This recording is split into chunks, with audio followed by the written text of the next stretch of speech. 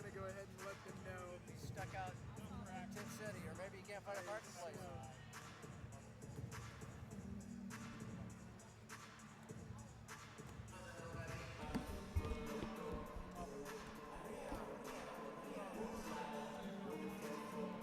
Hey guys, anybody up there? Hey, want to do a quick audible? We'll start pregame at 5 because Ben's not here. So it'll just be pregame at 5, me and Scott. Still be on camera. But yeah, thank you.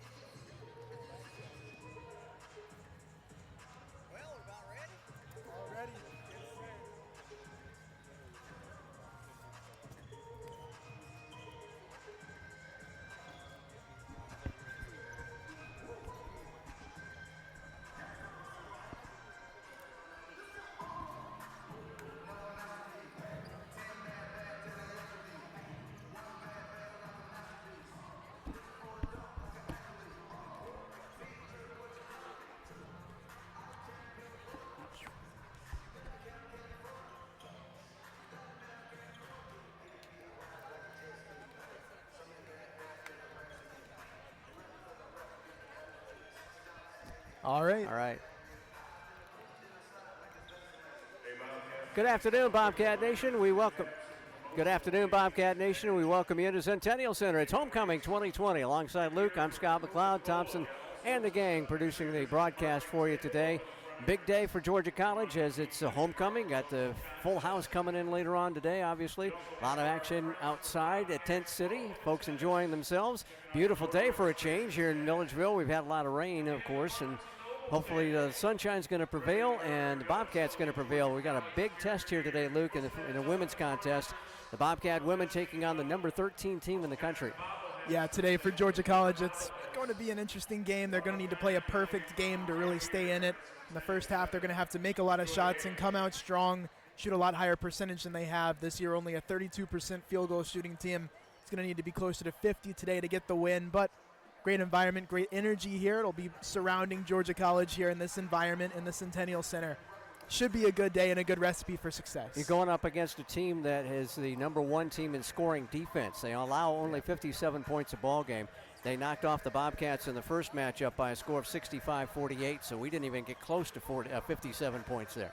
Exactly. When you're playing a team that plays this good of defense and then on the offensive side shoots 47% from the field as a team, not even known as a shooting team, but they're just highly efficient. Their top four players, especially their top player, Julian Sutton, averaging 19 points a game, does it at about a 59% clip.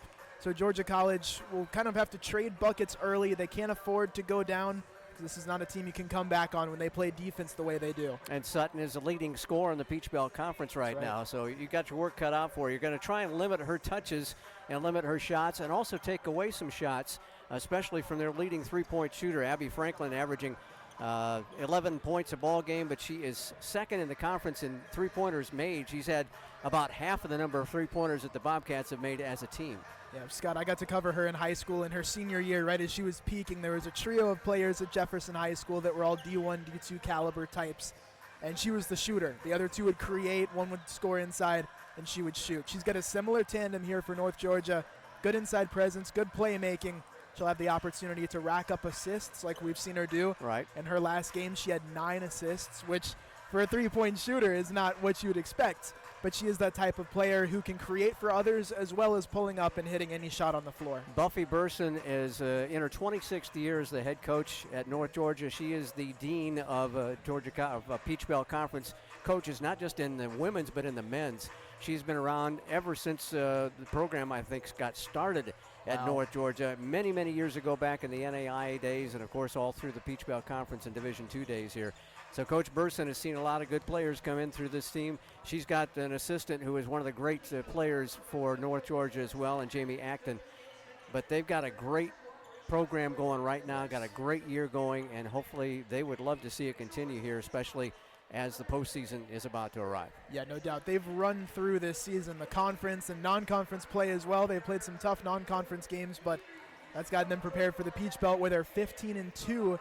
Now looking to finish, 16-2 or better as they go. So it's one of those where they've recruited really well. Their assistants do a great job on the recruiting trail. They've got good players, but with the coaching experience they have developed players like no one else in this conference. That's why you see them number 1, 2 on the leaderboard. They are number 2 in the conference right now. They did knock off Lander last time they played back a week ago today. But they're still number 2 in the conference. They'd like to stay in the hunt for the Peach Belt Conference Championship in the regular season. Yeah, most definitely. This is a team that likely can give some teams a run for their money throughout the NCAA tournament once they'll qualify for that. And they're one of those teams that when you play good offense, good defense, and you've got a good experienced coaching staff and a good tempo to your game, you can really get some things going in the postseason. They're gearing up for that, and this is just another game for their team to kind of get right and build momentum. Georgia College's task will be to stop it because they come in on a win streak, 5-game win streak. They've got all the momentum in the world coming in here. And the Bobcat women hoping to snap a 7-game skid. They've got their work cut out today, and we'll have the starting lineups for you in just a minute on the Bobcat Broadcast Network.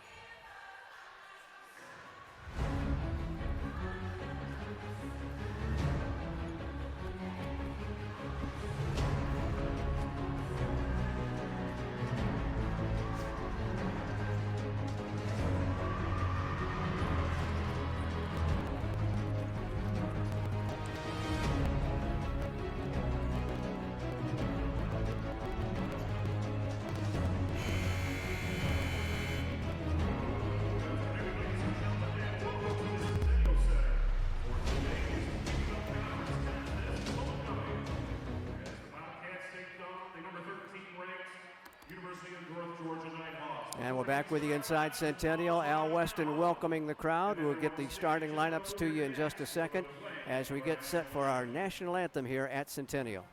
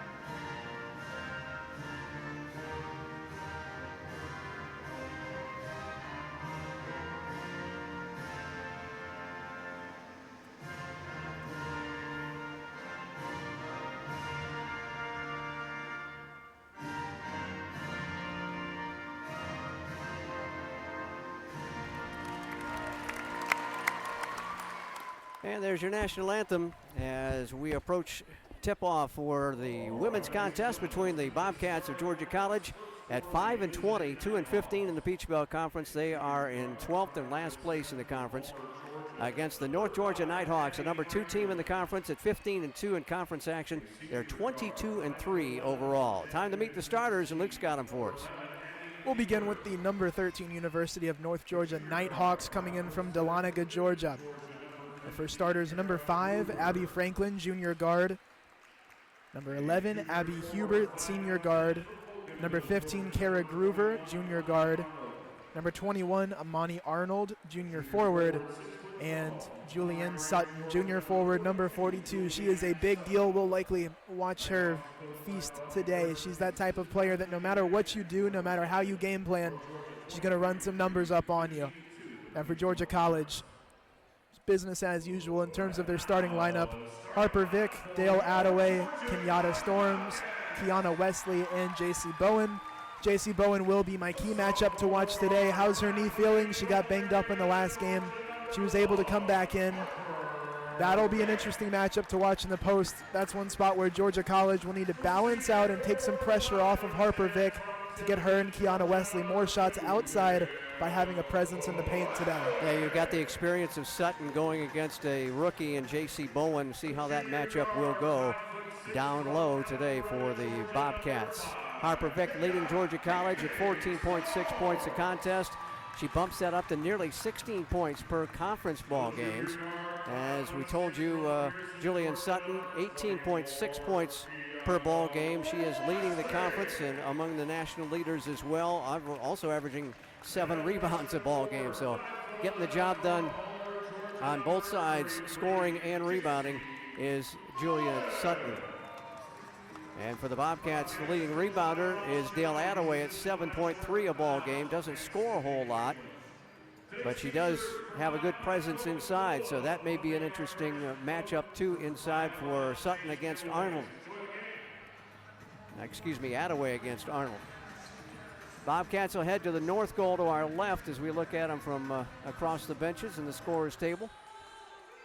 And Sutton in the midcourt circle against Dale Attaway as we get set for Peach Belt play. Next to last home game of the season for Georgia College. Bobcats lost to Francis Marion on Wednesday, and they take on number 13 North Georgia today as the Nighthawks win the tip, and we are ready to roll. Wrap-around pass trying to get it inside. There's a travel as Bowen looked like she was matched up with Arnold that time. And Bowen forced the travel. So a turnover, and GC gets the basketball. A little bit of man-to-man pressure here as the Bobcats will try to work it to the north end. It's immediately taken away. Groover will drop it off, and a diving, leaping lay-in by Arnold is good. Well, we hinted at it in the pregame. North Georgia is a very well-organized, well-oiled machine. They can get into this pressure and give Georgia College a lot of issues today. They forced 16.5 turnovers a ball game, and the Bobcats are averaging about 18 a contest. Really need to take care of the pumpkin here this afternoon against this really good basketball team. Nice give to Attaway. She can't get a shot off. And there's 3 seconds on the Bobcats. So a turnover on GC. Each team with a mistake. Bobcats have had 2 mistakes already in this early going. Right. You can't have 2 turnovers in the first 45 seconds of the game and expect to get off to a good start. For Georgia College, it's going to be key to stay composed, but not too composed, because sometimes we've seen them take too long to get the ball across the midcourt. 3-pointer up good. That's Abby Franklin, the young lady from Homer, Georgia, out of Jefferson High School, as she hits her 57th third-pointer of the year. She is first in three-ball percentage and number 2 in terms of makes in three-ball land. And there's another turnover for the Bobcats. Sutton's going to pop one from 3. No. Yeah, that's right. When you talk about Franklin, she's now a 40% three-point shooter on the year. She's going to be doing that all day if you don't really face guard her. You have to get up in her and try to run her off the line. Coach Jolly was saying that he was a little bit pleased with the better way as the Bobcats launch a 3 and miss it by Bowen. He was pleased with the better effort in three-ball defense on Wednesday, putting the pressure on the shooters that can make the shots as Sutton takes it inside and makes it a 7-zip lead for North Georgia. J.C. Bowen's giving it all she's got on defense, but Sutton makes that type of shot look easy. Vick inside the arc, triggers it back out to Storms. KK will work it to Key Wesley. Here is Harper Vick. Go with a high post to Bowen. Can't get anybody down low. Outside back to Vick. Harper has the dribble interrupted. Here's a 3-ball away, and Wesley knocks it down. Kiana Wesley with her 30th three-pointer and 117 tries, so a little over 25%. And Georgia College and Harper Vick taking their time, engineering the offense there, waiting until they got space and trying to make sure their shot selection was good. Oh, nice ball fake and hesitation, but she didn't get the lay-in. And GC will get it back again, trailing by 4. Yeah, that's Groover for UNG, and she's one of the more local products here from Georgia. UNG really has their way on the D2 level recruiting the state of Georgia. It's evidenced by their roster. Yeah, she gets a lot of great players, Buffy does. And there's a lay-in attempt by Vick. Goes awry. They'll get the rebound, push it ahead, and will save it from going out of bounds somehow. Back outside, open for 3. Franklin's going to pop and drop again. She's going to do that all day. I mean, she's one of those automatic type players. If you give her maybe 3 to 5 feet of room, just don't even think about it. She started all the ball games for the Nighthawks this season, and their leader in minutes played, just under 34 contest. Here's a drive by Wesley. Comes up short, and they'll get the defensive rebound. And a whistle, and we've got a foul on the floor. A hold on GC. Williamson will check in for Georgia College as Attaway gets the first foul of the day for either team. Well, for the Bobcats, you've got your big lineup in here, Bowen and Williamson. It should help you out in terms of length down low, but you're not going to be able to run that much. Well, they zigged when they should have zagged, and here's a steal by Vick, and she got belted as she goes for the layup, got fouled. Good so job. Harper will be at the line. It's a good job by Vick to push the tempo there. She recognized a one-on-one matchup, thought she could exploit it, and at least get the foul called. I always love seeing Harper Vick at the free throw line early in the game. She's a 82+% free throw shooter, and this should help her get a rhythm. Georgia College's offense kind of lives and dies on get a rhythm when she makes them. I'm sorry, Scott. Just gave her the announcer's jinx, my friend. Here comes man. Harper's second attempt. That one's straight and true, and the Bobcats are within 6. Yeah, with the Georgia College offense kind of living and dying on the basis of Harper Vick's scoring ability, it's good for her to get there early. Franklin dribbles to the left wing, drops it off. Now Sutton straight away. Right wing to Groover, a whistle away from the ball, and a 3-second lane violation on the Nighthawks. Well, that off-ball ref has been active all day down low. We've had 3-second calls on both sides, an off-ball foul recently. A lot of activity going on, and I think it's just the physical nature of the way both teams are knowing they have to play defense today. Well, that's one thing that I'm sure Coach Burson wants them to improve on. They have averaged about 19 turnovers a ball game, and that won't get it at the national level. Missed by the Bobcats. Franklin recovers it, drives it down, drops it off. Inside against Williamson. Arnold had the shot partially blocked, it looked like, and Williamson may get a block there. Yeah, that's the advantage of going big. Georgia College with 2 players down low, and now they can kind of stand up and hold their own on the block, which is not an easy thing to do against the Nighthawks. Last time these two teams met was on the 11th of January up in Dahlonega, and GC had an off start to the day, especially in that second quarter. They got outscored 20-7. That was another problem that they've had in this season, is the second quarter scoring, as Bowen can't score that time. Franklin drops it ahead to Sutton. Sutton running the floor, didn't get the layup. It was almost a perfect play, the way that Franklin almost found her in stride, right on the block. A nice little 1-2, but the finish was a little rushed, and I think it's a good job by, I think it was Williamson getting back on that play to put some pressure on Sutton. Vick driving, trying to get around Franklin, puts it up and won't go. And we've got subs coming in and our under 5 timeout as well. Bobcats down by 6 as we go to the break here on the Bobcat Broadcast Network.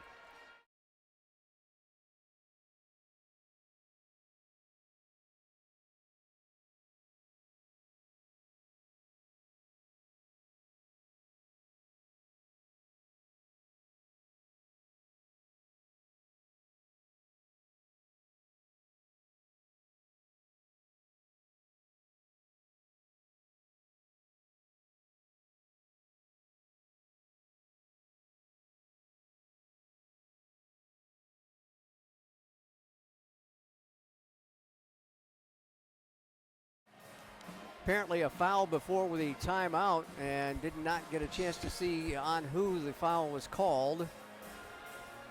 But Harper Vick driving in and got blasted as she tried to lay that up. Exactly. For Vick, she does a good job getting inside, and in the last game we saw on Wednesday, she was able to do a really good job of driving in and getting fouled and making sure she draws contact when she goes up, to where even if she doesn't make the shot, she's able to get bailed out. Well, it's out of bounds. So much for that. I guess it was not a foul. Must have been out of bounds off Vick. So GC will give the ball up to North Georgia. A little pressure by GC. Bobcats have checked Kristen Copeland in at point guard. Sutton turns to face the basket, drops it off left side. They've got a sub in. Their first is Faith Arthur from Woodstock. Traveling violation called on the Nighthawks. They have been giving it up a ton already in this ball game. 5.5 in, and they've coughed it up probably 4 times already. They could be up 15, but they're giving Georgia College a chance to kind of hang in here, and that's Sutton trying to make a nice post move, but her footwork was a little bit ahead of her ball handling. Wesley bounce pass near side, and it eludes Copeland right in front of us. Copeland was further down on the wing as Wesley tried to deliver the bounce pass. That's where, if you're Georgia College, you know you're not a fast up-tempo type team, so there's no reason to rush anything. Just take it slow and methodically. That play was not how you run an offense. Chloe Savage is checked in. She's a freshman from Cooksville, Tennessee. As Coach Burson making some changes during the media break. A held ball called, and the arrow favors Georgia College after North Georgia won the tip. So with 4 minutes to go, the Cats are down by 6 here in the first quarter. Bowen, Copeland, Vick, Wesley, and Williamson on the floor for GC. Copeland working against Franklin. They try to double team the ball handler now. Swing it to Vick in the corner. They came up on her very quickly. Tried to get it to Bowen. A lazy pass picked off. This is Arthur trying to take it to the rack, and an offensive foul called as she banged into, I believe it was Copeland. Correct. Copeland hustled getting down the floor. She made sure that it was going to be at best a 2v1 for North Georgia. And then she gets the one-on-one. It was 24 Faith Arthur who charged right into her, and she did a great job setting her feet because she sprinted back. It was a great hustle play. So that's another turnover on the Nighthawks, the offensive foul. Swing it back to Copeland. Corner ball by Wesley is good. Got the triple. Kiana Wesley with her second triple of the day. Wesley's on it for Georgia College outside of one free throw from Harper Vick. That's been the offense. Sutton with a high post, top of the circle. Franklin dishes it right side to Faith Arthur. Back to Sutton, back to Arthur. They'll dump it inside to Savage, working into the middle of the paint, and partially deflected by Bowen. Forced her a little bit away from the basket. And the shot was short. Wesley's had a really good quarter. She saved that ball and kept it in Georgia College's possession, so now they have a chance at a one-possession game here. Off to Vic. Harper spinning, kicks it back out. Bowen's going to bomb a three, and it came up just short. Fights for the offensive rebound, can't get it. Usually we don't see Bowen outside. That's her second three-pointer taken today, but she's kind of being chased out of the lane. She had only tried 19 on the season. Jumper by Arthur for three doesn't go, and Vic gets the board for GC.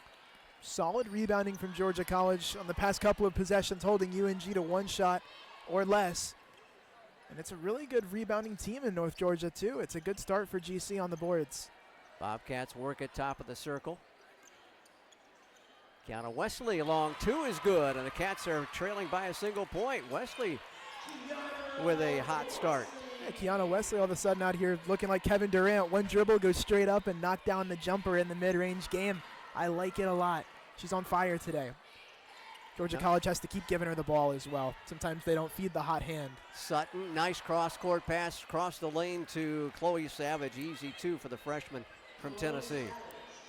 That's their first points in a while. They've been held scoreless since the 6:53 mark. That's really impressive. On the drive, it is Vic. Clangs it off the glass, and Sutton with an easy rebound. They push it ahead underneath, and Savage is fouled from behind by Williamson. Again, quick give and go inside there, and Williamson with the push. I think most people that know and appreciate the game of basketball love to see good ball movement. North Georgia is one of the best ball movement teams in the Peach Belt Conference. You'll see they zing it around, especially in transition. When you give them the full floor to work with, they're going to make that ball move. Macy Gregg is checked in, a freshman from Rossville out of Lakeview, Fort Oglethorpe. And Kyra Davis, a junior from Forest City, North Carolina, a transfer from Campbell University, is on the floor. Free throws by Chloe Savage. She gets the first one, 69% free throw shooter for the first-year player. Got them both to fall. She had 14 against the Bobcats back in January. Imani Arnold checks back in for them as well. One thing I think that's a little surprising for UNG is that they have only two players that average in double figures, and everyone else is stuck at about 6 or 7 points a game. They're a very balanced team all the way through, all of their top 7 or 8. Wysocki on the drive, and a held ball called. It'll go back to North Georgia. Wysocki had 13 points against the Nighthawks up in Dahlonega last month. GC down by 5. It pulled within 1 at 10-9. But then a quick 4 spot by North Georgia. A couple of free throws and a basket. Give them the extra lead. Franklin rarely comes off the floor. She's bringing the ball up. Franklin averaging 3.5 assists a ball game. And a whistle away from the ball. And we've got a foul inside. It is on Kyra Davis. Another offensive foul charge to North Georgia. It's a little surprising the mistakes that are being made early from a UNG team that I think we both expected to come in and be a fairly mistake-free squad, especially early as they try to get into a cruising range where they use their talent to get a big lead early on. Dribble drive up top, and Wysocki is fouled on the floor. Charge that one to Amy Hubert, as Hubert gets her first personal foul. Bobcat softball team up at Newberry had an easy win today, 12-3 in the first game of their doubleheader. And we've got the Peach Belt women's finals. We'll pass those along in just a little bit. All but one game finished before our contest even started. And here's a layup by Franklin, and she blew it. It slipped out of her hands as she rolled up there. My goodness. And the ball on the floor on the end line. No, a foul called. A hack on Harper. It's her first foul. So with 19 seconds to go in the first quarter, the Nighthawks have a crack at the last basket if they desire. They'll inbound at the south end. Working around the east side of the floor. Up to Hubert. Right side now to Gregg. Down to 10 on the shot clock and game clock. Well, actually just the game clock, Scott. Inside they get an easy play for Davis. Davis averages 7.5 a ball game, got her first basket there. And GC fires from three-quarter court, and it's short. Georgia College trails at the end of one, 16-9, and we'll step away, see if we got a chance to take a break here on the Bobcat Broadcast Network.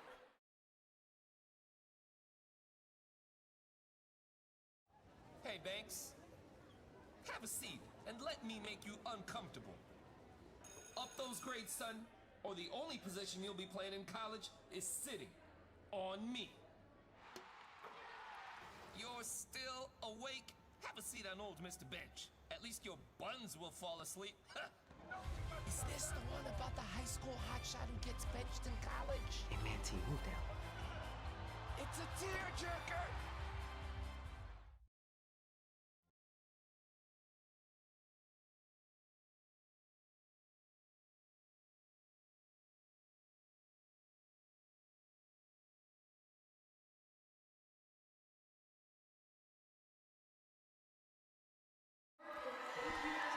We get set for second quarter play here as Georgia College is down by 7 at 16-9, and it's been kind of a messy ball game to start with, Luke. Well, it's not often you see 14 combined turnovers in 10 minutes of play, but that's what has unfolded here before us in the Centennial Center on homecoming day here at Georgia College. 7 turnovers from each team, and North Georgia is a team that overall doesn't average that many turnovers per game.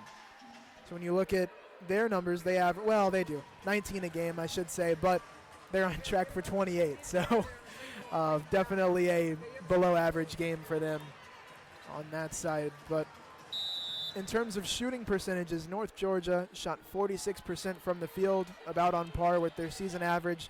Georgia College shot 27% from the field in the opening frame. Got to start making those shots if you want to stay in this ball game against North Georgia. GC on the attack at the north end. Wysocki gave up the basketball. Turnover number 8 for GC.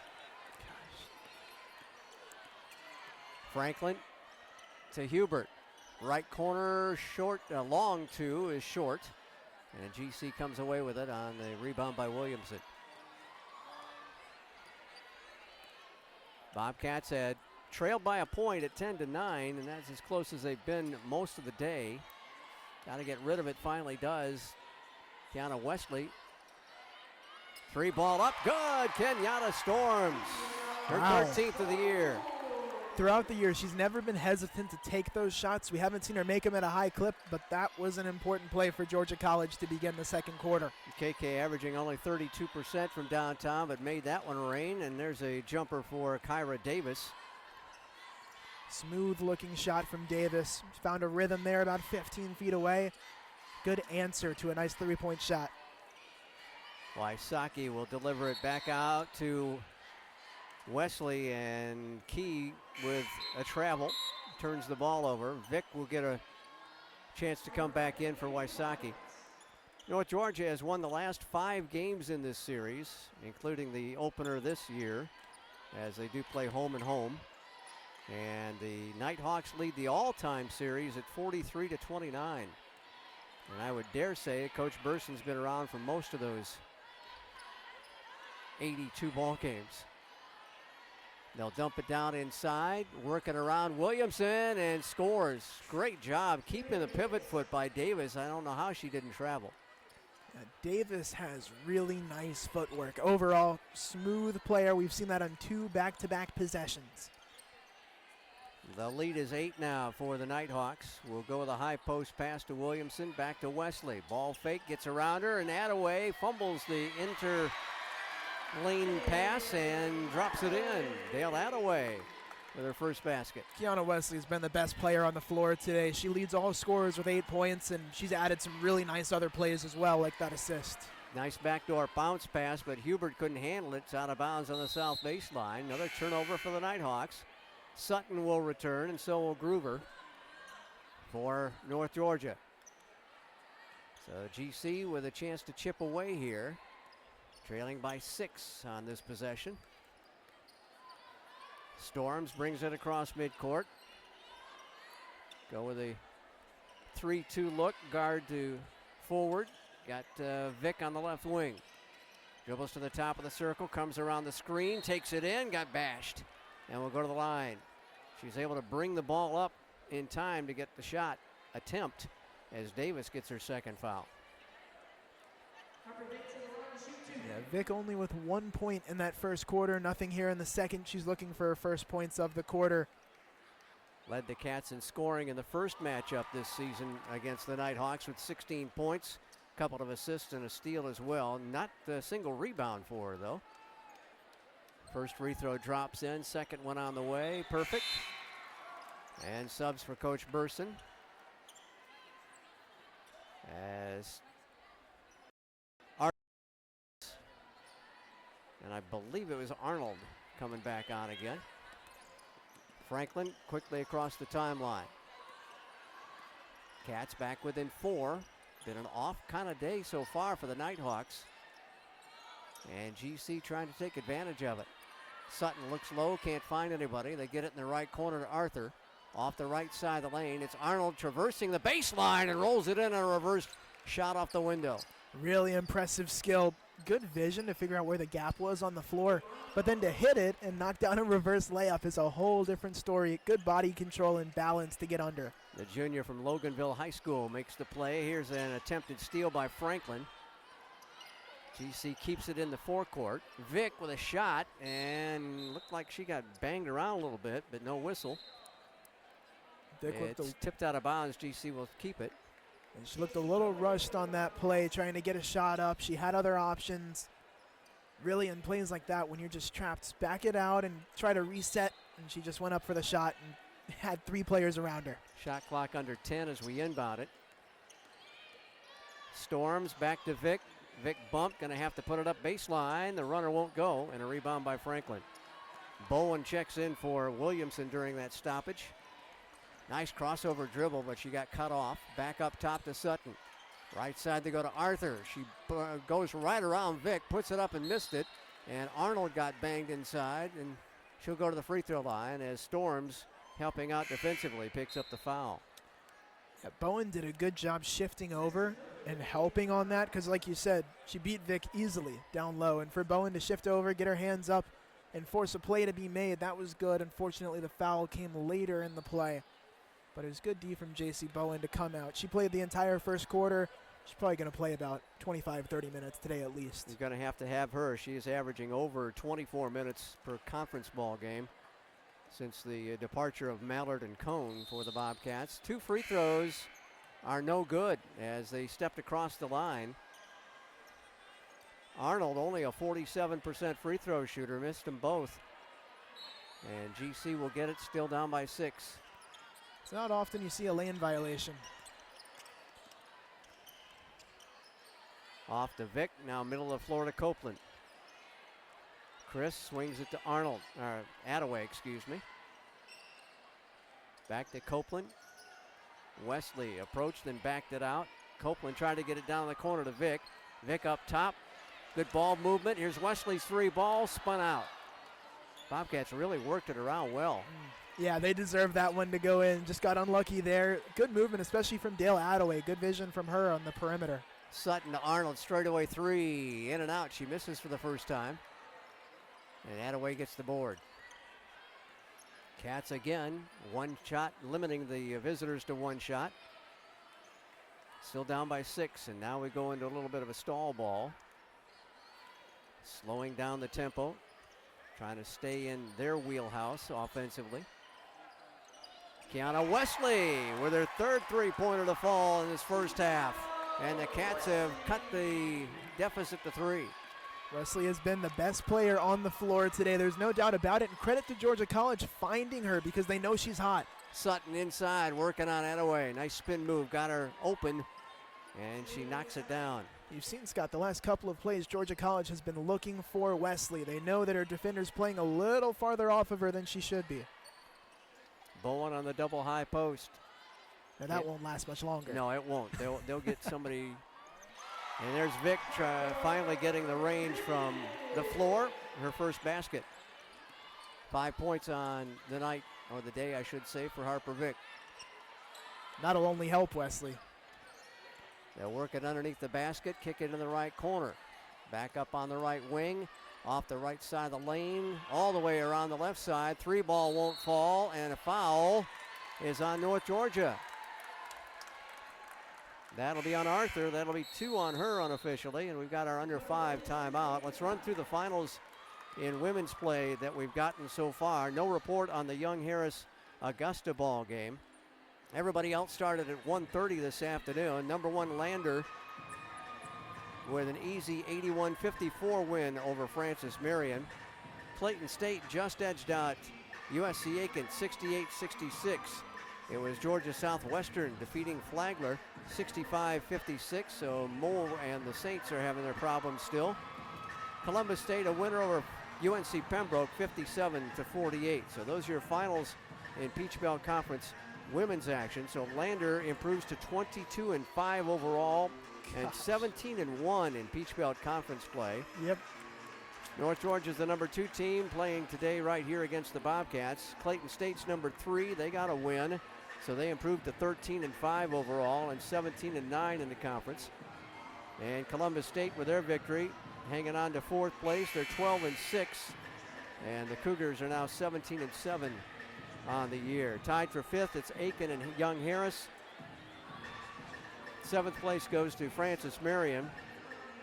A tie for 8th between Augusta and UNC Pembroke coming into today. Flagler was 10th. Southwestern, tied for 10th. Flagler and Southwestern. The Bobcats bringing up the rear, unfortunately, in Peach Belt women's play right now. So the Bobcats have been eliminated from the Peach Belt Conference tournament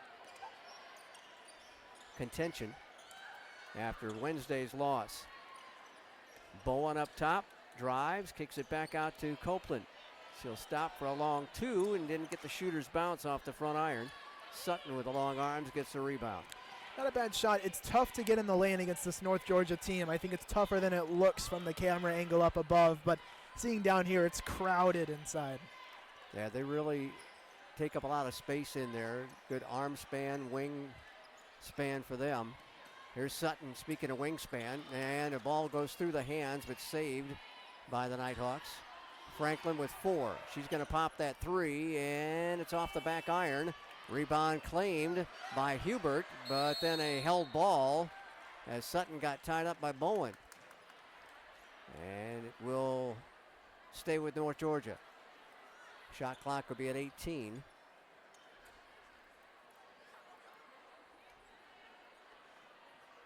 Now they'll reset it to 20, I believe.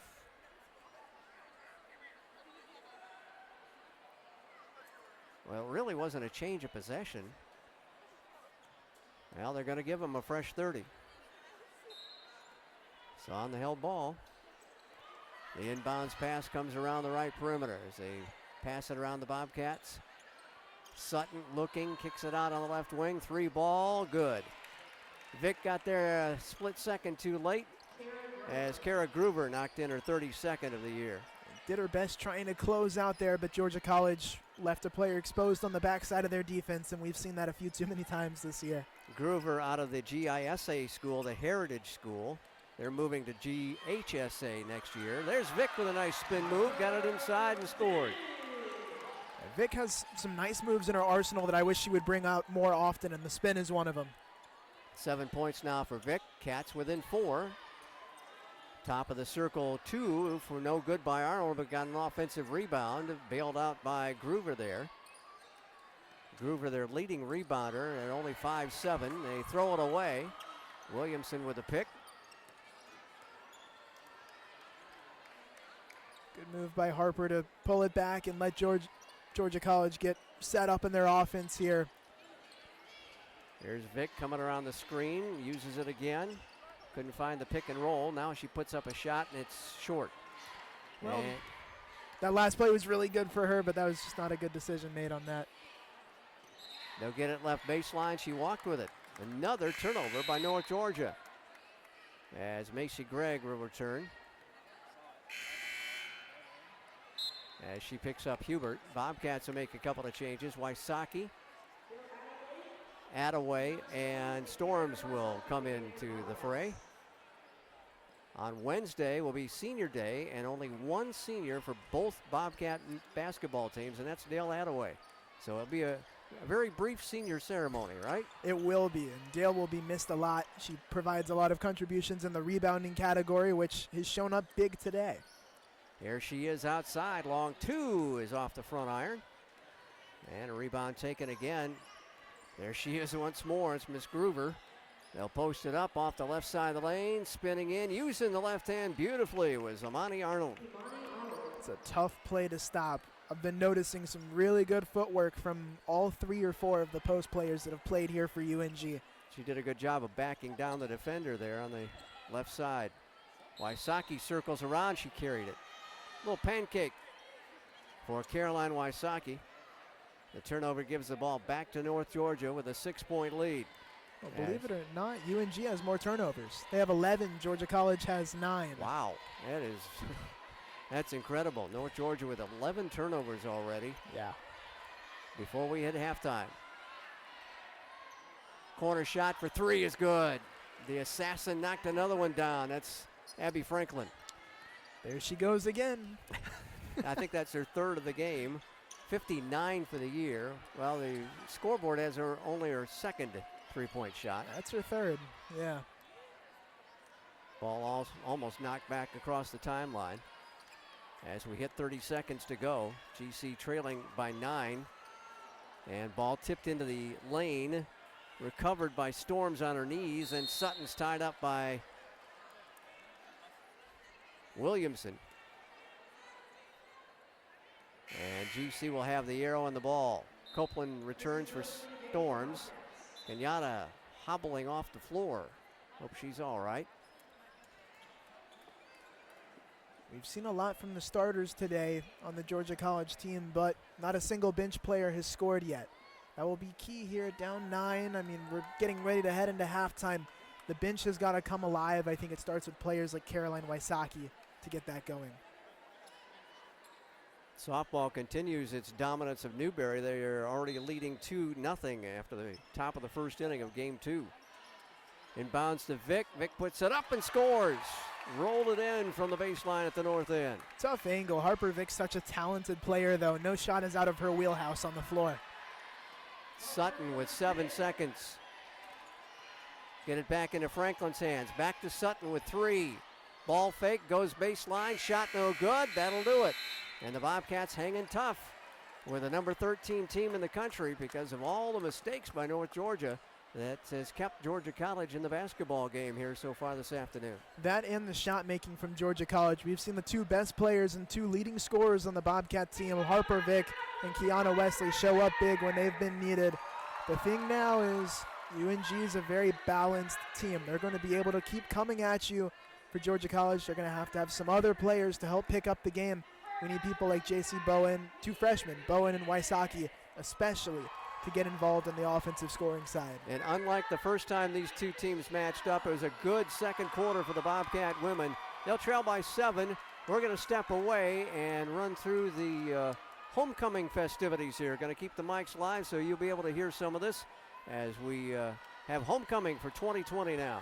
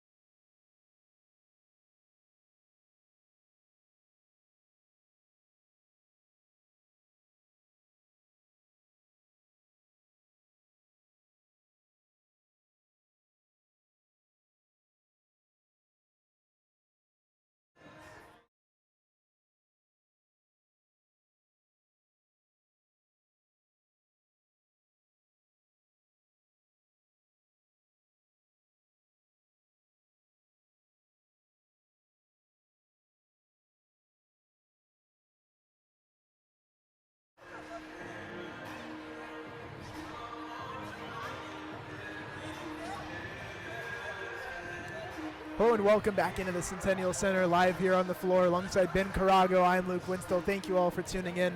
Ben, a nice first half. Georgia College taking on the number 13 team in the country. It's a 7-point game here at halftime.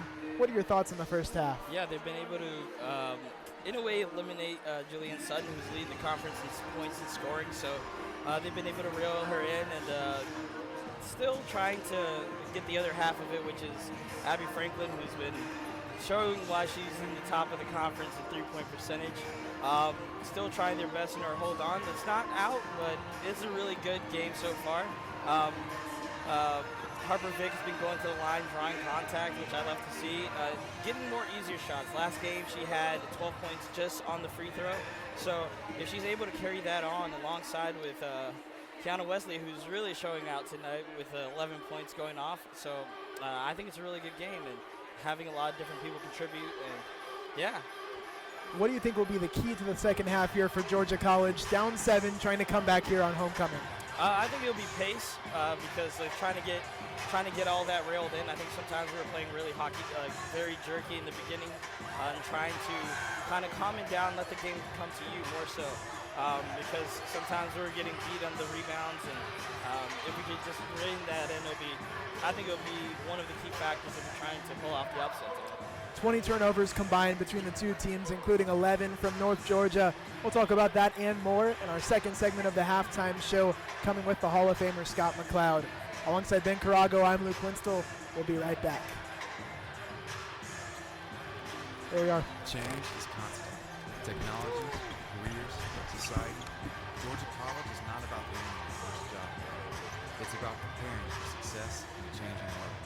From the moment you step on campus, you have an immediate sense of belonging. At Georgia College, learning takes place all around us. Our students are critical thinkers, ready to graduate to a complex world. Georgia College, your public liberal arts university.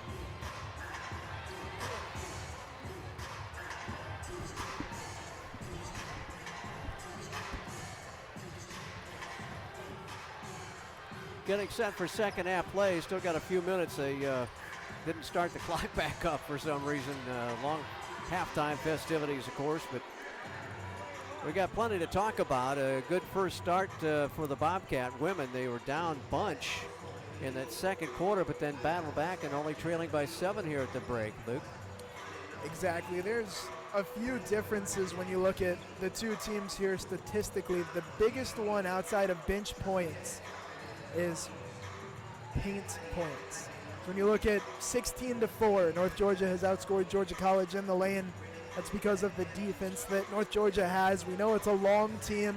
They have it down low with Sutton and others, where Sutton, who Ben talked about, has not been scoring very well today, only 4 points at halftime, but she has gotten it done on the defensive end, putting her arms up, and Georgia College has really had a tough time getting inside. Need to do something to get inside against this very talented Nighthawks squad. And I know that Coach Burson was not pleased with all the turnovers that she saw them compile in that first half. What they wind up with? They wound up with 11 turnovers in the first half, and Georgia College charged with only 9. That's very unusual for Georgia College women's basketball here. The Bobcats usually are well above 9 at halftime, let's put it that way, but right now it's they're leading in that category. Got to start shooting just a little bit better. The shot numbers are a little bit down for Georgia College. I would imagine at 39% here. They did shoot 50% in the second quarter, while North Georgia is an even 50% for the first half at 30 out of 26. And a great second quarter. No doubt. The second quarter has been something that has separated teams from Georgia College all year long, and at halftime, the first time these two teams played, for comparison, Georgia College had 15 points. Now 25 at halftime. It's a 7-point game instead of being double figures and already potentially decided in the first 20 minutes of play. So that's been big for Georgia College. On the defensive end, a couple of blocks and a couple of steals. They've held their own against a team that has incredible skill down low. That's what's impressed me most. When you look at footwork, the ability to turn and shoot on the block, that's something North Georgia does better than pretty much anybody we've seen all year. Again, Lander's already won their ball game, so they'll stay in first place no matter what happens here in this contest. In the Peach Belt Conference, they're 17-1 in conference play.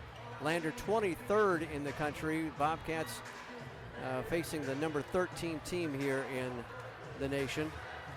North Georgia's already wrapped up its regular season series with the Bearcats.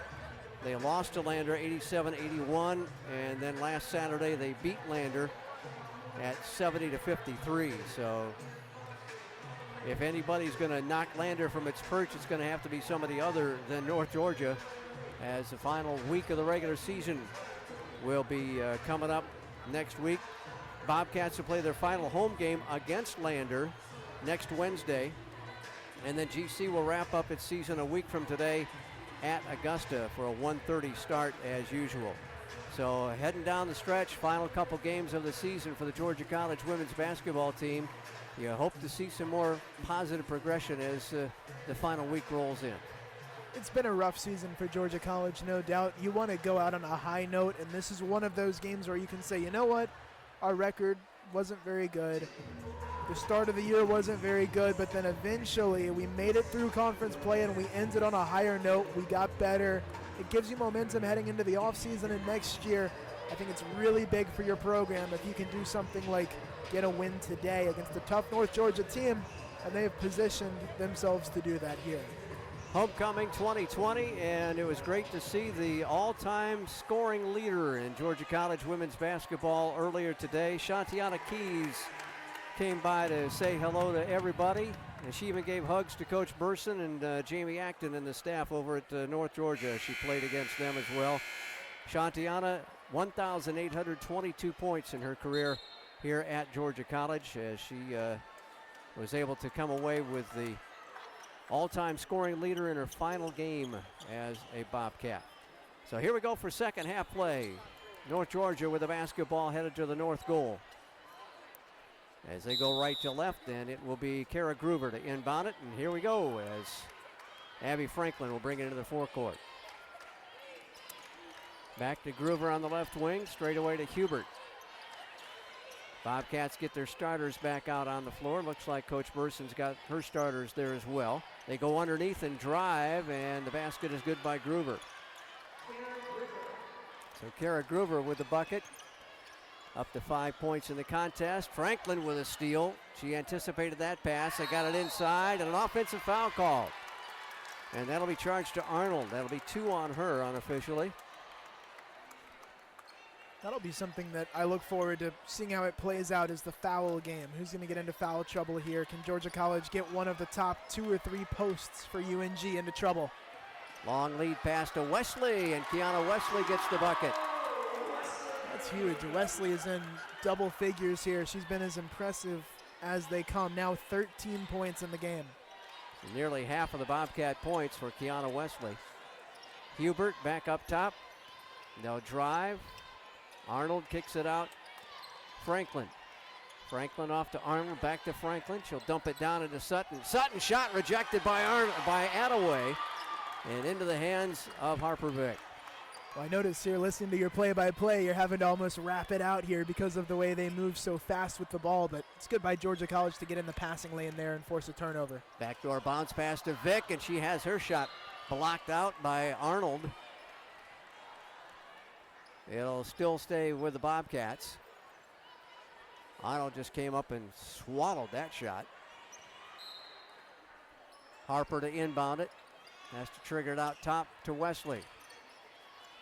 Key back to Harper. Harper almost had her pocket pick. Gets it back again, goes to the left-hand dribble. In the left corner, Storms 3 balls, an air ball. But Bowen collects it, gets it underneath, and a shot clock violation. So Georgia College with its 10th turnover. Had a chance, but could not knock it down. Well, Georgia College doesn't have a second chance points all day. That was their chance to get their first second chance points.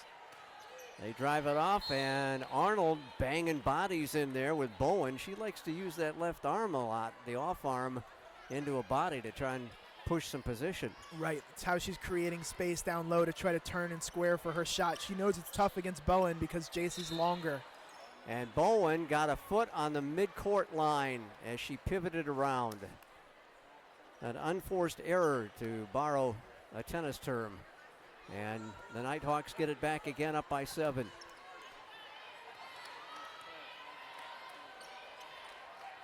Each team with a basket in the first 2 minutes of this third quarter, and so our score stays -7 for the Bobcats. Underneath the Sutton, she rushed the shot but got the shooters rolled off the rim. She was looking for that. She likes her matchup on Dale Attaway. She's saying, hey, give me that ball. I know I can do it here. She got a good turn, and Dale was unable to stop her. Didn't have the length to really compete on that play. Nighthawks amping up the defensive pressure. Storms will dribble toward midcourt. Now work it back to the right side. Dribble drive up top. Wesley, crossover dribble, takes it up, missed it, long left. And it's out of bounds off Wesley.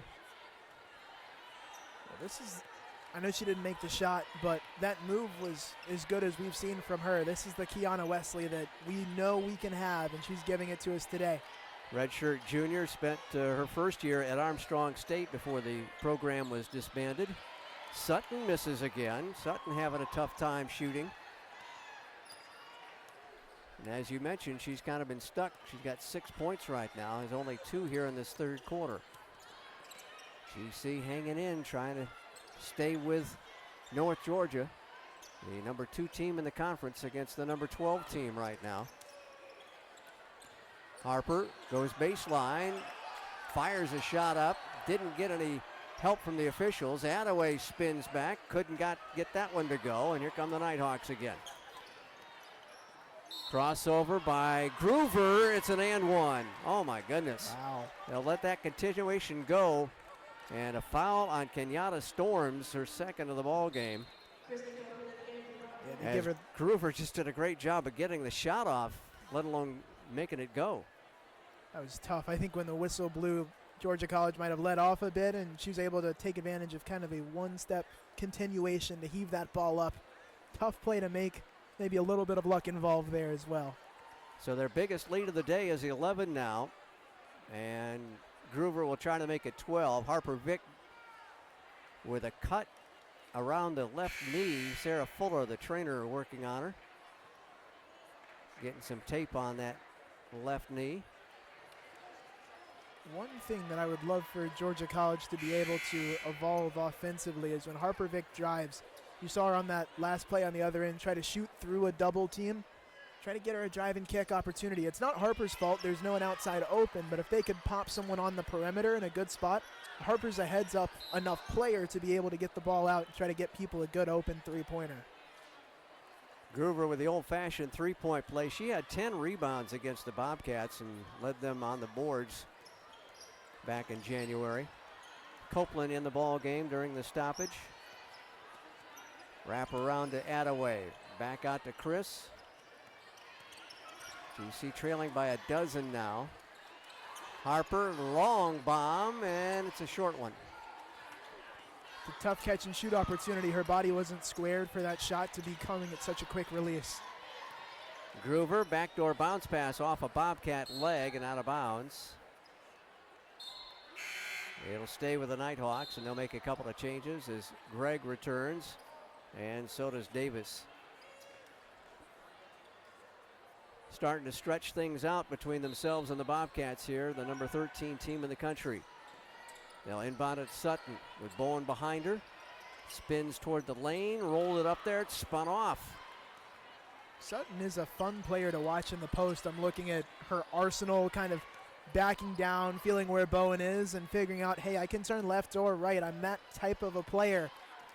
Just an unlucky shot there. Here's Bowen working on Sutton offensively, returns it to Vick. Vick draws 2 Nighthawk defenders. Here's Wesley. Back around the perimeter to Vick with 5 to shoot. Gonna go baseline up underneath the basket, and a foul. Yes. And it's a continuation offensive foul on Harper Vick. That'll be 2 on Harper. Well, that was a look at some kind of a drive and kick for Georgia College, but Harper just a little unlucky. When you go inside that much, I think you're unfortunately going to have calls that go both ways for you. Sometimes they're offensive when you charge in the way she does. Still a 12-point deficit. And a travel. She took an extra step before getting rid of the basketball, did Macy Gregg. And so the mistake gives the ball back to GC. Bobcats have to start cashing in on these turnovers. You'd figure at some point they would. Not too many points off of turnovers here, only about 8 for Georgia College today. Harper with a drive, and she almost walked, and she did walk. Yep, dragged the pivot foot. She said that left foot was still planted, but it skidded just enough. I've seen a few plays from Georgia College here in the third quarter where their guards have seemed a bit indecisive in terms of looking to make a play. We saw 2 plays ago, I believe, from Copeland where she almost got called for a travel. Got to be a little crisper on the passes and a little more decisive sometimes. They're going to pop a 3 from the top of the circle by Davis, and it doesn't go. Bobcats still hanging around, but got to make a move. GC scored 2 points this quarter. Is that correct, producer? Yep. It was 25 at the end of the half. We've got 2 points, another traveling violation on GC. Wow, we've been down the floor about 4 straight times without getting anything to show for it. Scott, it's been the travels. Oh, it's about defining as you can make it. We'll take a break at the under 5 timeout on the Bobcat Broadcast Network.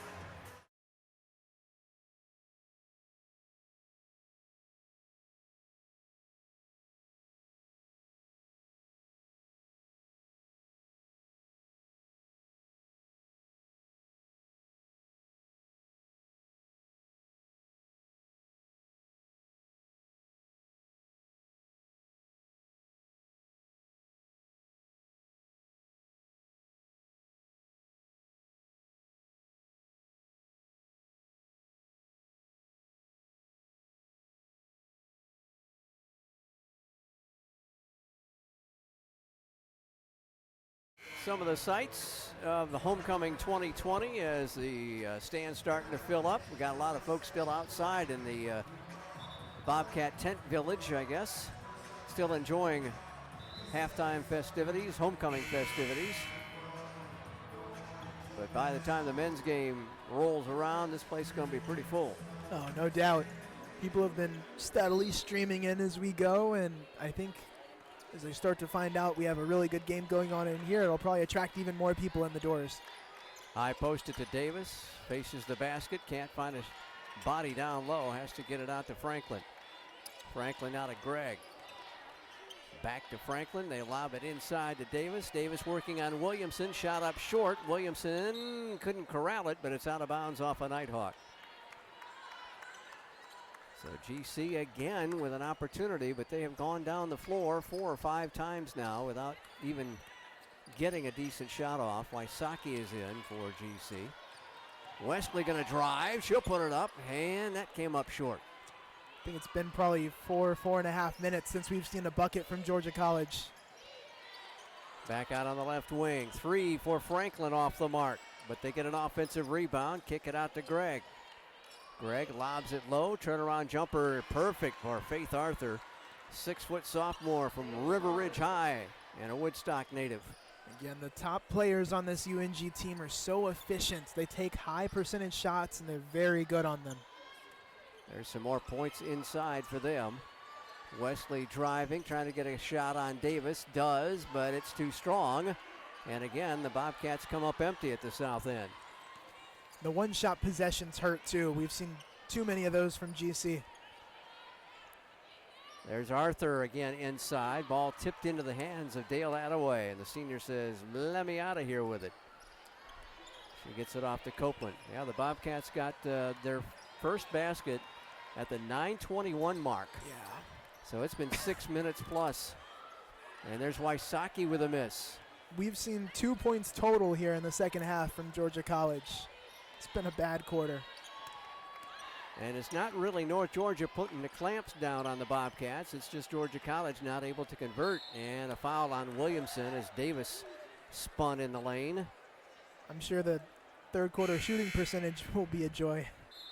Indeed. We haven't looked at it yet, and we don't really want to for the Bobcats. Well, GC shot 50% in the second quarter, 6 for 12, and then now we're probably looking at more like 9 or 10% here. Yes, this third quarter has just been nasty.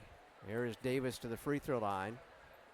Kyra Davis at 83% for the year, 39 for 47 for the junior from Forest City, North Carolina. She stretches the lead to 15, their biggest advantage of the day. And she'll try it again. And Davis, who had 10 points and 3 boards, an assist and a steal against the Bobcats back in January, knocks down a pair of free throws to give them a 16-point cushion.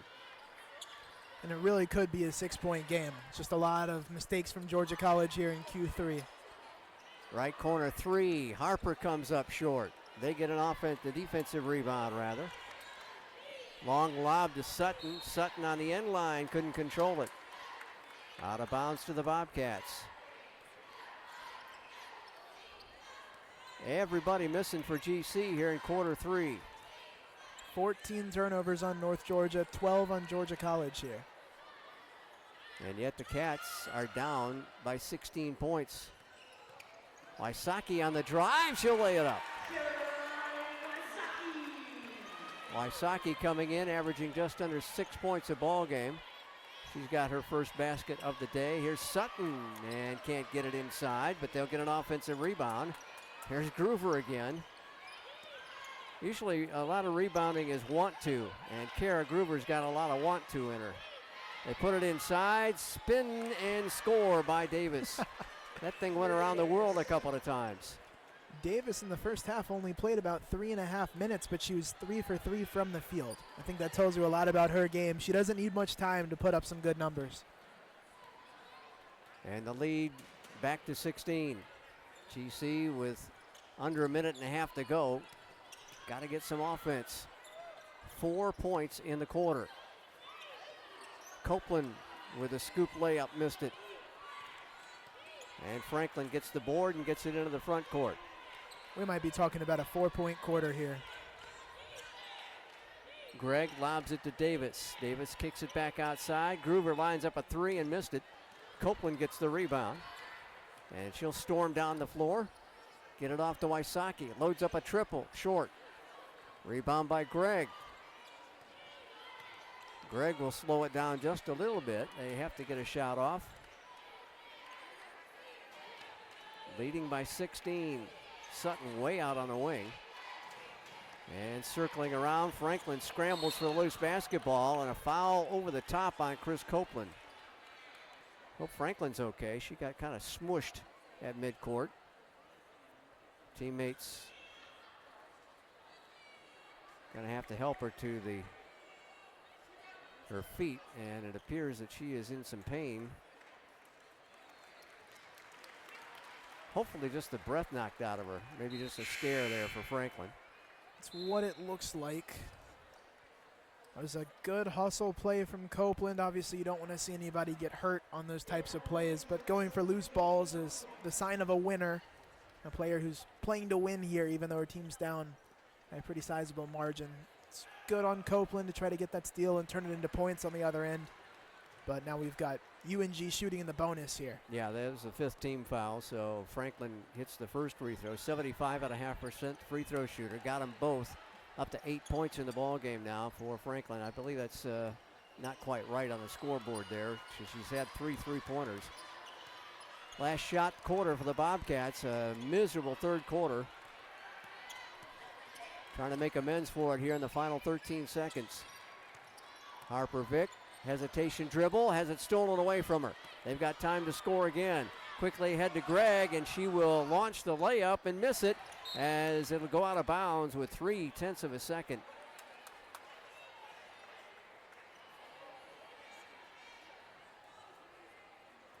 And GC can just basically inbound it, and that will do it for quarter number 3. One you're not going to tweet home about. And that will do it. 4 points in the quarter for the Bobcat women. They trail going to the 4th by 18. Back in a minute on the Bobcat Broadcast Network.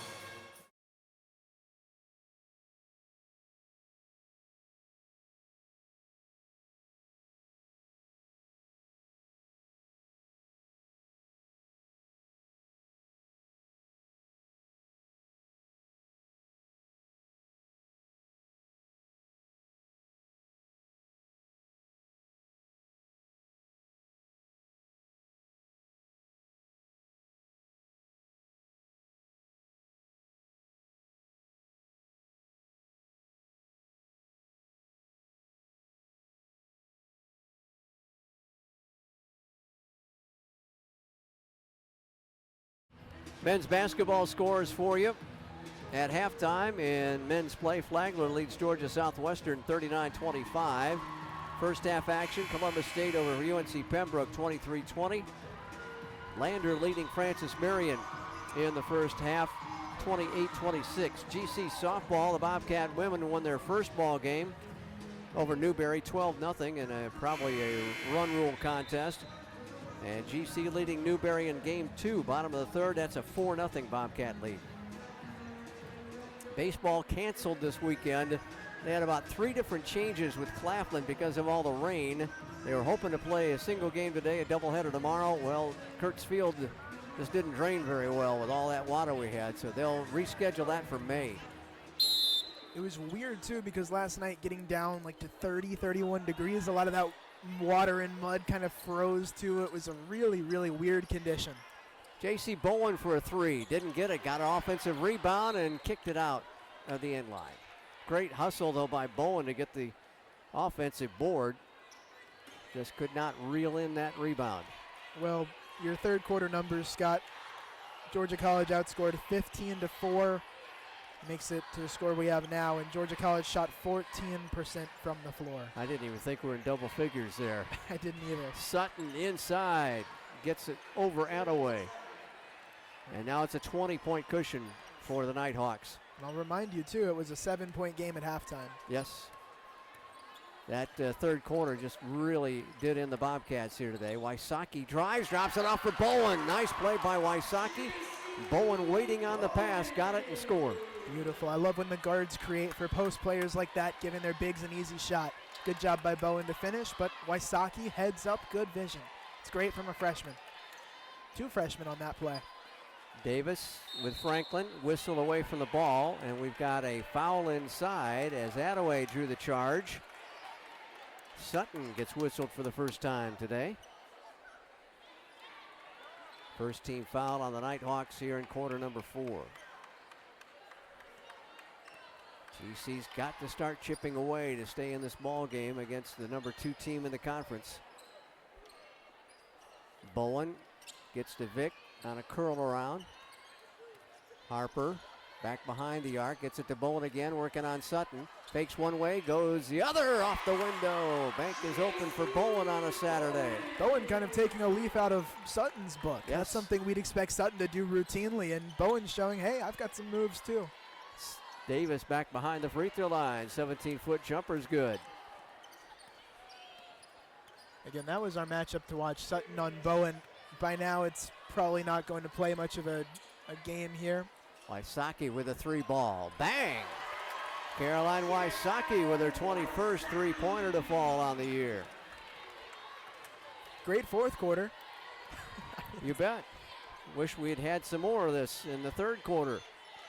Sutton underneath, and Vick strips it out of her hands on the end line. Great break to the basketball by Harper Vick, helping out defensively.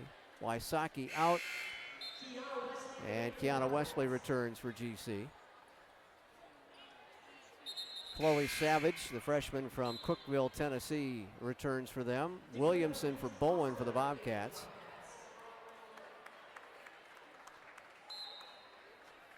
Franklin looks to inbound it. Get it in the middle of the paint, and it's knocked away and stolen by Attaway.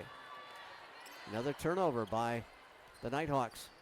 It's number 16. Harper back off to Storms.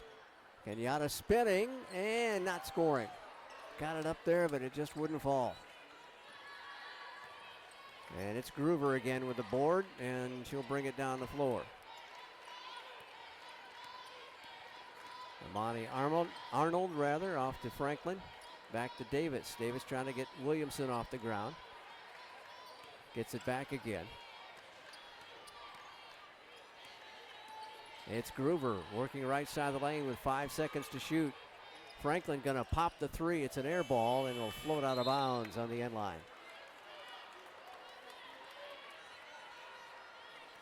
Well, we made them take a shot they weren't really comfortable with, even for Franklin and her 3-ball shooting performances. Here's Vick, wide open triple corner. It's too strong this time for Harper, but we got an offensive board by Williamson. Storms back to Wesley. One dribble, back up top. Storms tries to get around Groover. Off to Vic now, back to Kenyatta. 3 ball away, just crimped the front of the rim, and it's out of bounds off Williamson. Bobcats are 0 for February, and that streak may continue here as we run out the final 3 games of the season for Georgia College. Attaway departs for Bowen. Copeland comes in for Storms. Well, when you look at pretty much every metric today, Georgia College has gotten beat pretty bad, but the one I'll point to again, paint points, UNG outscoring Georgia College 26-8 in the lane. The defense inside for North Georgia has been borderline impenetrable, and Georgia College was able to hit the shots outside in the first half. In the third quarter, they weren't able to hit the shots to make up for the fact that they couldn't get in the lane. Arthur on the dribble, back up top. They work the ball on the near side. Good reversal. Sutton with Franklin now with 5. Long 2 doesn't go, and Harper Vick reaches up and rips down the rebound. Here's Chris, back up to Harper. Harper working on the left of the lane, and she got grabbed. Only the second team foul on the Nighthawks. I believe that's going against Savage. It'll be her first foul.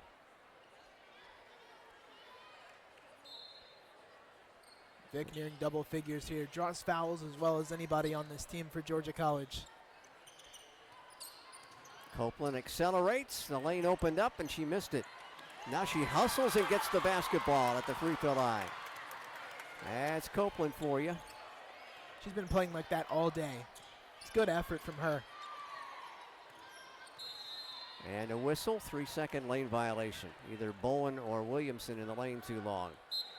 There was a 20-point lead a while ago. The Bobcats have narrowed it some, but starting to run out of time here. And not really taking advantage of opportunities that the Nighthawks have given them. It's been the biggest thing today for GC, just not being able to take advantage. They were given an opportunity to hang in the game for a long time, but didn't take advantage of it when they should have. Get it down to Sutton, working on Attaway, up and in. And a timeout by Coach Burson. I'm not 100% sure Attaway is the right one to be defending Sutton because it's so easy on Sutton to turn. Attaway doesn't have the length to be able to reach up and reach in on her to block that shot. I think it's a favorable matchup for her. I think for GC they'd prefer to have either Williamson or Bowen guarding her, but it's going to be a tough matchup no matter what you do because there's not a single team in the conference that knows how to stop Sutton. Sutton finally up into double figures at 10 points. She's the conference's leading scorer, in case you missed it early, at 18.6 points a contest. Julianne Sutton, the junior from Flowery Branch, at 6 foot, averaging that 18.6 and nearly 7 rebounds a ball game. She's a 59% shooter from the floor, so she can get it done inside.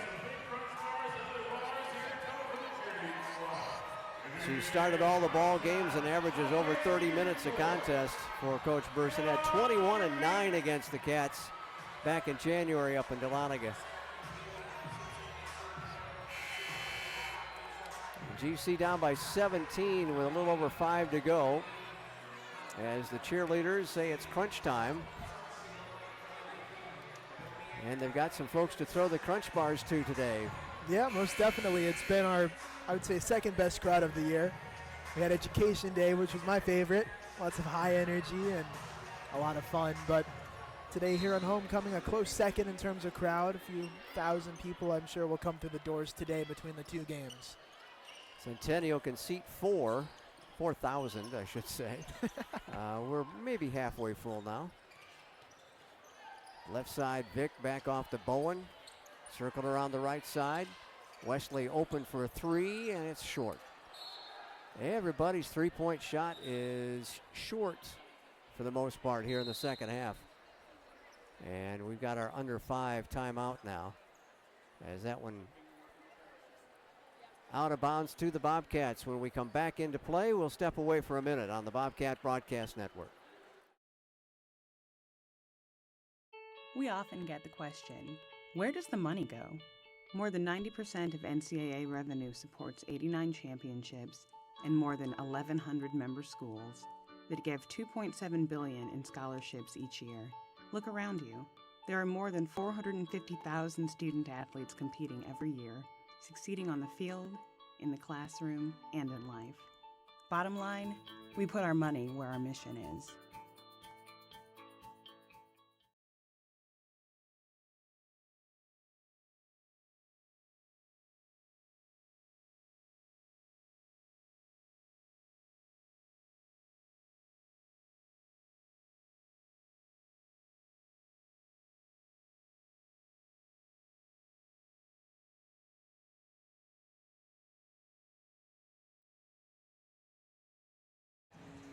Final 5 minutes coming up in this Peach Belt Conference affair between the Bobcats and the Nighthawks. And GC down by 17 as we get set for action. GC inbound at the south end. Vic has the inbounds pass tipped away by Abby Franklin. So we'll go again from the corner this time. Yeah, Scott, before the break, you were talking about the three-point shooting from Georgia College. Outside of Kiana Wesley today, who's 3 for 5, Georgia College has shot 12% from beyond the arc as a team. Ouch. 1 for 8. Not getting it done from three-ball land. As Bowen backs it up, gets it to Vic, comes around the screen from Attaway. And what do we got? We got a whistle and a timeout. Vic was hemmed in and double teamed there, and Coach Ross Jolly uses his first time out of the day. Bobcats will have only 6 seconds to get a shot off here. Next to last home game, Wednesday brings the final home game for the Bobcat women as they will take on the Lander Bearcats, another top 25 team that we will face. That one will be very interesting. Lander is as good as they come, no doubt. The cream of the crop on the D2 level. It's tough for Georgia College having to play those two teams here in a span of, 5 days? Yeah. Gosh. Yep. Especially down the stretch here at the end. Yeah, it's tough. When things have not been going well your way anyway all season. GC with 1 second, didn't get it off. Shot clock violation. North Georgia did a good job of forcing the Bobcats away and away and away from the basket. And Harper Vick didn't have much of a chance of even getting a decent shot off there. Franklin gets it on a high post to Savage. Dutton rather with a rebound, or Sutton with the shot, I should say. Harper off the dribble, 3, no. That shot is missing the mark here, and a foul on Georgia College. It's on Bowen as JC gets her first foul. The freshman from Homer. She played at Banks County High. I'm sure she got a chance to see Franklin at Jefferson High School. I think they're in the same region up there. Amani Armold battling Wesley. As we go under 4 minutes to go, Sutton way outside and a whistle, foul called. It is on Wesley. As Key collects her first foul.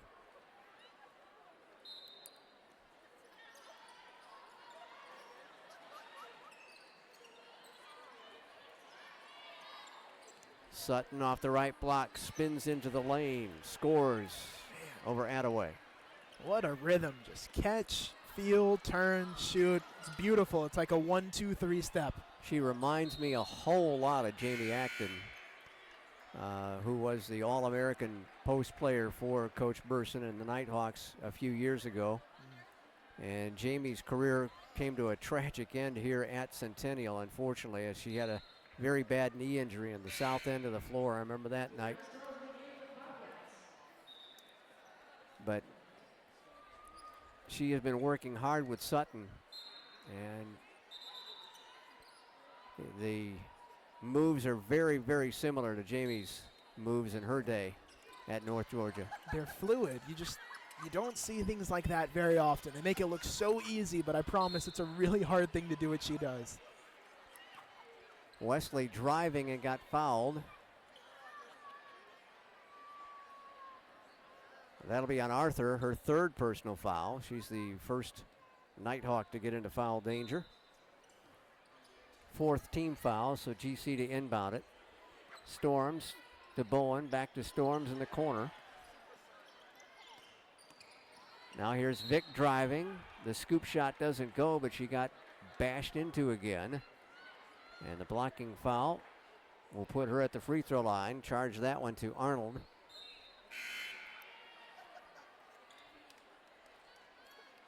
Bowen out, Williamson back in for GC.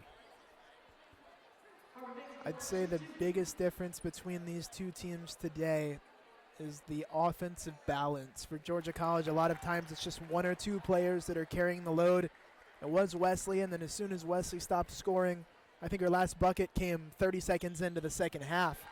And as soon as she started to have trouble, Georgia College's offense just stuttered for a while, and you had 4 points in the third quarter.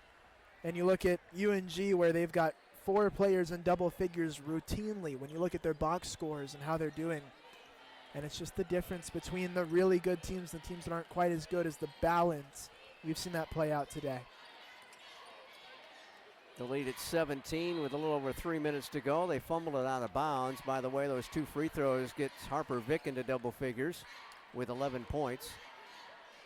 It's been kind of a quiet 11 for Harper today. Storms approached and then backed it out. Comes around a pick from Attaway. Williamson back to Storms. Pops the 3. It's off the mark right. And a rebound by Hubert. And I say quiet 11 for Harper Vick because she shot 25% from the field today. When your leading scorer is struggling, so goes the rest of the Bobcats for the most part. But Wesley did a good job in the early going of this ball game. Attaway collects her second foul as she fouled Savage going to the basket.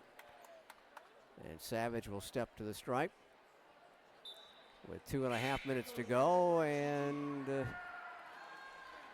Coach Jolly has thrown in the towel, it looks like, as he's going to clear the bench. Ashley Davis, Macy Carson, Sarah Plemons, and Delaney Rotolo on the floor now. Wysocki is the lone player to stay on the floor.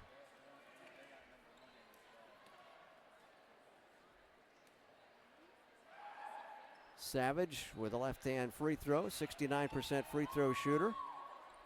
Averages about 11 minutes a ball game. She's only missed 1 contest on the season for Coach Burson and company. And the freshman from Tennessee drops it in.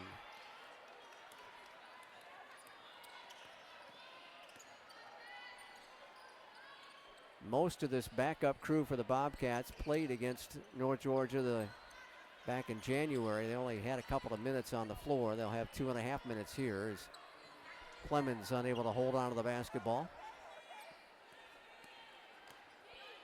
And Macy Gregg will bring it across the timeline for them as we get to the 2-minute mark.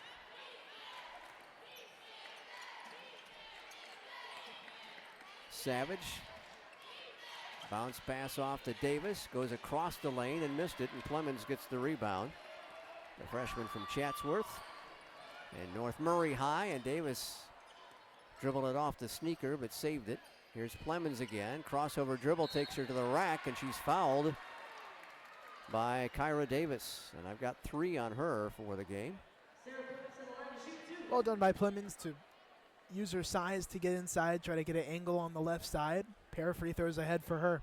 5 of 9 at the line on the season for 56%. Up and in. Sarah Mascom major here at GC. Softball and basketball letter winner at North Murray High. And an all-region player of the year for the senior year in basketball. And another reach-in foul on the rebound. And so that'll put Macy Carson at the line.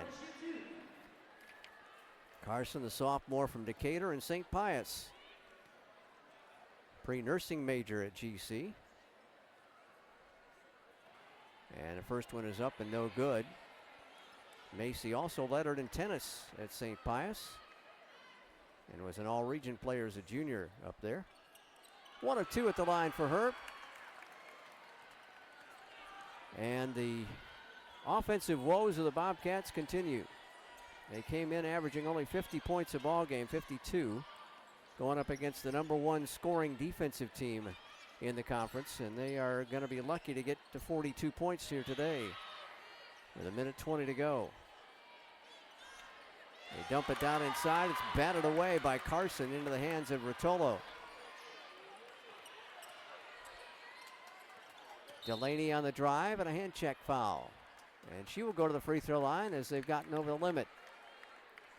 We saw a sloppy game today kind of throughout for both teams, and it's continuing on through here. Lots of fouls, good number of turnovers. We are probably 40-plus turnovers or so between these two teams today. 38 turnovers as of now. You were close. You were very close. That almost counts as a positive there for you. Rotolo at the line, junior from Peachtree City and McIntosh High. She's perfect at the line this season, now 4 for 4. As Delaney knocked them both down. With 1 minute to go, the Cats are down by 15, and we do get to 42 points at least. Scored only 48 against these guys the last time. Macy Gregg has to push it back out as she got cut off on the baseline. Davis fights for the rebound, and it's out of bounds off the Nighthawks. So the turnovers were about even as we look into kind of telling the story of the game today through numbers. Field goal percentage was a big difference. 45% for North Georgia and 28% for Georgia College. There was a foul on that out-of-bounds play, and Davis will go to the line. The sophomore from Augusta, Westminster High, a physics major at GC. And she gets her season average at a point. Now 11 of 14 at the free throw line for the year. 1,000-point club member at Westminster High under Greg Wilson. In and out on the free throw attempt, and it's ripped down by North Georgia. Final 40 seconds of this one. Davis in the paint, works her way around Macy Carson and scores.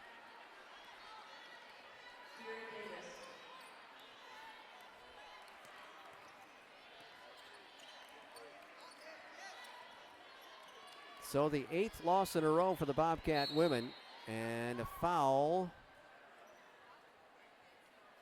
on the Nighthawks with 21 ticks to go. Hey, if I don't get back here this season, I just want to say thank you for another great season. Thank you, Steve. You can't shoot. Thank you. Okay? Appreciate all you guys. Appreciate it. Thanks, Steve.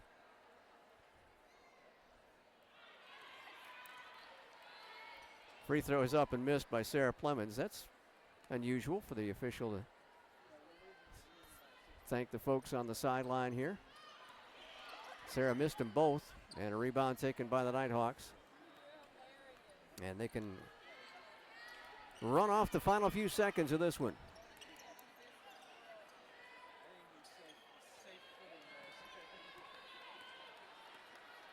And Macy Gregg will do just that, going over to the sideline, holding the basketball, and that will do it. The Bobcat women fall 59-43 to the 13th team in the country, the Nighthawks of North Georgia. A 16-point deficit. It was only 7 at halftime, and that third quarter did end the Cats as they picked up just 4 points, shot 14% for the quarter. And that has been the issue for the Bobcat basketball program this season. They've had quarters that, for some reason, are just stinkers for them. No doubt. It's usually been one quarter. It's not always been a second quarter or a third quarter. It's been just pick a quarter of the game, and the quarter's been just very bad. And the other three are sometimes really good, but you get in such a hole in that one quarter that you can't come out of it. And when you get outscored by 11 coming out of halftime, you're going to have a tough time coming out victorious. Coach Jolly making his way over as we get set for our post-game interview with the head coach. Bobcats falling to 5-21 and 2-17 in the conference. North Georgia improving to 23-3, and they're 16-2 in Peach Belt play. Well, that third quarter, Ross, really hampered us. We were so close in that first half. Had a great second quarter. You tied them up 16-all in the second quarter, but come the third quarter, and that's when the disaster hit, I guess. Yeah, well, that they just kind of showed through there that they were really good. So, and we didn't make shots there. That's the best probably we've shot in a half, and I don't remember when. May not have shot that well in the first half ever. So, so that was really good to see. And yeah, so 2 for 14, and so that's unfortunately something that we're a little familiar with going, for a quarter. So, so that kind of brought us back down there, and they got to balloon the lead. But there was a lot of really good stuff, a lot of things that we kind of hurt ourselves with, but they're really good, so give them a lot of credit. Yeah, the inside game, as you were worried about, it really responded for them. I mean, you had Sutton, who scoring-wise was held in check. You held her at about half of her season total, but she was a very big force inside there for it. Yeah, I thought if we could keep her around 10 points and under, and 12's pretty good, and 12 points is really good, and she had 4 at halftime, so I thought we did a really nice job on her, and really you could just kind of see in the second half just how good she is when she, catches it down there, and she was doing some stuff that she hadn't done this season, scoring the ball in a couple of different ways than she had been. So, she did a nice job. And then Kyra Davis was 6 for 9, very efficient, had 14 points. And so, we didn't have too much of an answer for that. We just a little bit smaller on the interior there. And I thought our kids fought, but we just didn't have enough to, defensively take them away from some good looks that they got. A good start for Kiana Wesley. I mean, she really came out on fire at the start of the contest for you, and really took the team on her shoulders for first time in a while. Yeah, she hit some shots there, and that was crucial to, keep us within punching range in that first half. I think we're down 7, and so she had a nice first half and got some points on the board there for us when we really needed it. So another effort against the Nighthawks team. You had to have a perfect ball game. You came up a little bit short of perfection, but I guess we all are, right? Yeah, absolutely. I think keeping them under 60 points is really good. Yep. And, it's, again, sometimes it's hard to see the light through the end of the tunnel, but I thought there was a lot of really good things today, and we just didn't shoot it well enough in the second half, and they threw it to their post players in the second half for a reason. They're really good, and they got some good looks there, and it's a great team, well coached, and have a lot of respect for their team and how established that they are. Well, Coach, you got one more week to go. You got to finish on a high note. I know you wanted to have some small victories, I guess, in the final 2 ball games, right? Yeah, just playing as well as we can is what we aim after every day, and the results will come, as they do. So, that's all we focus on is playing a great game and doing the little things that we need to do to win. And if enough shots go up or go in for us, then we've got a chance. So, shot it probably. That's as good as we've shot it. That's top 3 this season that we've shot it, and we still only came up with actually that's for the game actually is about normal. So we shot it really good in the first half. Excuse me. So let's see if we can build on that for next week. Thanks for stopping by, Ross. Absolutely. Thanks, Scott. Appreciate it. Ross Jolly, the head coach of the Bobcat women, as GC falls here today at 59-42 your final, as Georgia College drops to 5-21 on the season and 2-16 in Peach Belt Conference play. And we don't have any statistics to pass along to you, unless Coach may have taken my stat sheet, so I'm not sure. He did. Okay. So we're just going to have to wing it for a couple of minutes. But the Bobcat women held North Georgia, a really high offensive team, down to 60 points or under 60 points. They'd come in averaging 70 a ball game. Yes, for the women's team? Right. Okay. Yeah, I just wanted to make sure. When you look at the game for Georgia College, it's more so on the offensive side that wasn't good. Defensively, there were a few good bright sides, like holding Sutton down under her average. That was a start for GC, and also, keeping Abby Franklin contained. She hit Georgia College a few times with threes in the first quarter, but then in the second half, she was relatively ineffective. You saw some decent defensive adjustments at halftime, but again, when you get outscored by 11 in the third quarter, you don't have a shot. Yep, it's a tough day for them. So that'll do it for the women's contest. We'll come back in a few minutes, get you set up for the men's game as the Bobcats take on the Nighthawks here at Centennial on homecoming for 2020 here on the Bobcat Broadcast Network.